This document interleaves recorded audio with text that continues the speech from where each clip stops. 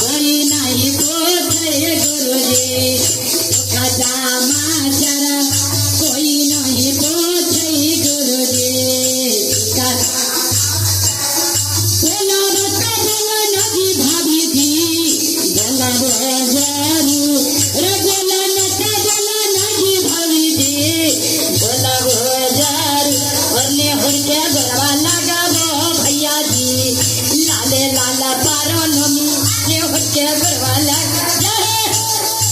ये लाले लाला पारो नमी बोला बता बोला नदी दीदी जी